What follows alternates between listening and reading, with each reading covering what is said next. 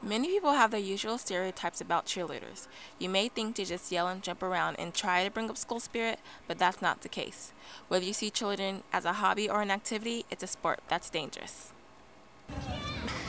Most people don't think that cheerleading is dangerous. They think that it's not a sport. They don't believe that we put hard work into it. Like basketball players think that basketball is so much better than cheer.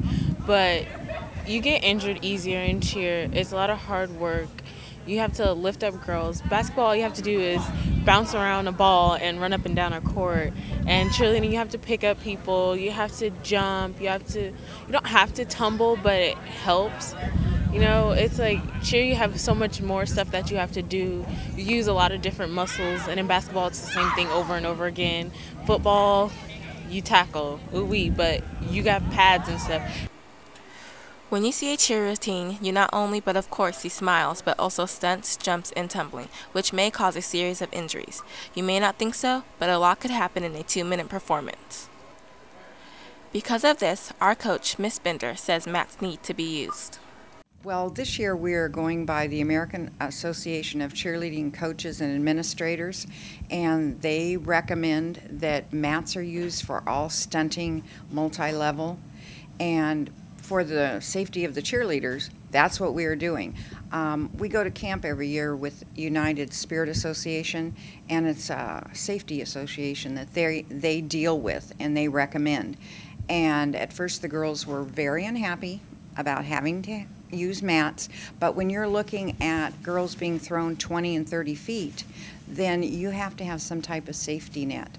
And we have found that in doing some research that in girls sports, cheerleading is the most dangerous. There are more injuries than any other.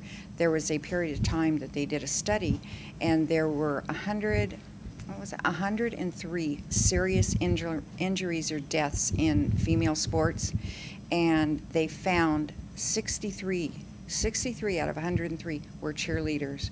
That's death, being paralyzed, or serious injury. So this year we've decided that we are going to use mats, and I think the crowd and other students will understand when you're looking at safety.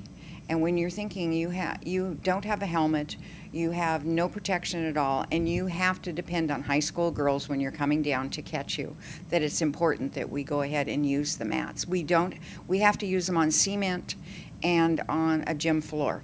But with our new stadium, we don't have to use them there. The good thing is that it's softer than the ground when you fall, even though it still hurts a little. And the bad thing is that they get in the way. Oh, and when we have to use them for routines in front of the whole school, it makes us look like we're not capable of doing anything, even though we've done like more complex stunts and not used mats. But now that we have to use them, it makes us look like we can't do it anymore. You may have seen or heard of the injuries some of our cheerleaders suffer from, so mats might not be that bad. However, if they have to be used, we would like to invest in some new ones where you won't be embarrassed to pull out right before a performance.